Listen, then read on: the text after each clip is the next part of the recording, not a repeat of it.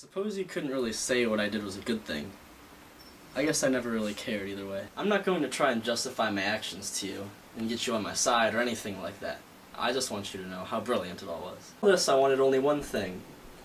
Power over a woman named Hedda Gabler. Hedda Gabler was a sophisticated married woman. However, Hedda had a crush on a man named Eilert Lovborg.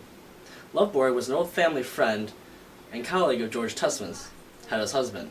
George and Hedda had just gotten back from a lavish and extremely expensive honeymoon and had just taken out a loan to pay for a gigantic new house.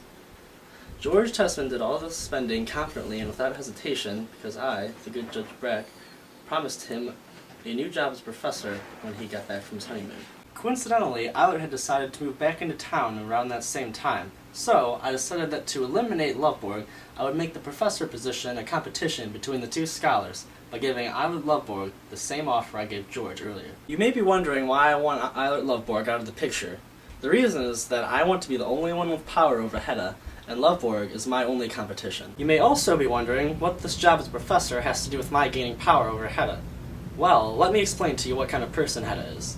Hedda Gabler only really cares about herself and how powerful she is. So, if George had more influence, then Hedda also had more influence. And Hedda loved nothing more than power and influence. Although Hedda had some feelings for Lovborg, they all went away once Lovborg stood in her and her rise to glory.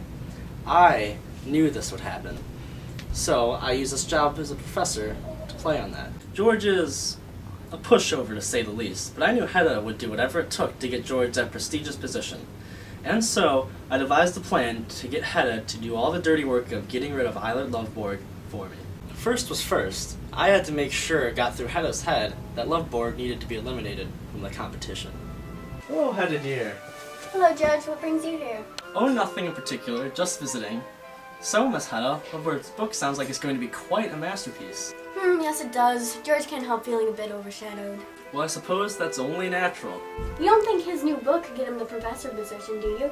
Well, Hedda dear, if it's as impressive as Lovborg makes it out to be... Well, I hope for Lovborg's sake that it's the masterpiece we all expect it to be. As do I. Well, I really must be going. I've already stayed too long. Good afternoon, Mrs. Hedda. Bye, Judge. After my chat with Hedda, I was sure that it was clear to her that Lovborg's death was a necessity. His entire life was a book that he had been working on. Without it, he was nothing. The thing was that Lovborg's book hadn't been published yet, and it was still in the form of a manuscript, which he carried on his person at all times. Lovborg was a recovering alcoholic, so I had the idea to host a dinner party where there would be alcohol. Well, next time I went to go visit the Tessmans, I invited George and Eilert to my party. Of course, Eilert refused, and I had to rely on Hedda to convince him to come. However, in the end, she pulled through, and Eilert accompanied George and I to my house. Once Eilert got drunk enough, I took the manuscript out of his pocket and dropped it where I knew George Tessman would find it and bring it back to Hedda. Once the manuscript was in Hedda's hands, I was confident that she would do away with it and take Eilert Lovborg out of the race.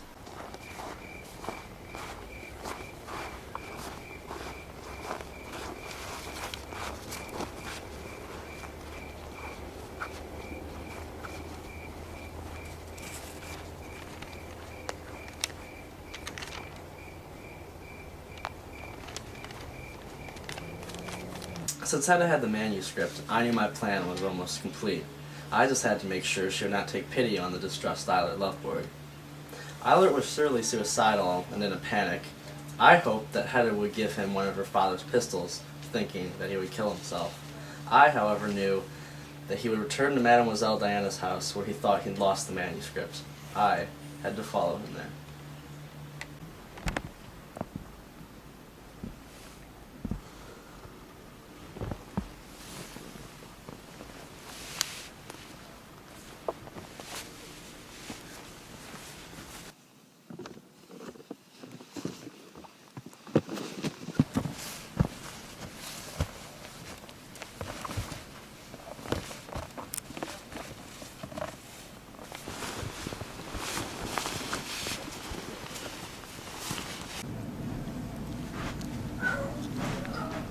You stole my child. What are you talking about? Lovborg, what are you doing here? Get out! Give me my child back before I shoot you. What are you talking about? Give it back or I'll shoot you.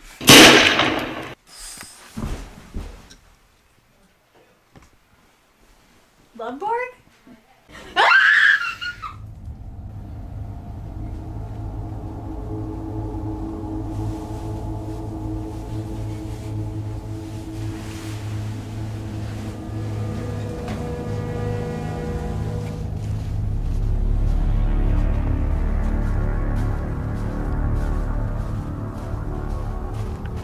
After leaving Eilert Lovborg at the hospital to die, I departed and continued on to my prize. People just don't do that sort of thing. I never thought that Hedna would commit suicide. Once I was the only one with power over Hedna left, she killed herself. You have to admit, it was a really good plan. Just that one little thing went wrong. I never thought that Mrs. Elstead would look to George after Lovborg's death. I also had no idea that George would throw away Hedna for Thea Elstead. The entire thing was really a huge disappointment. Well, how is he going? Lily must be going. You don't think this new book of his is different from you? You think this new No! Yes, it does. George can't help feeling quite overshadowed. Get him the professor. The whole thing was...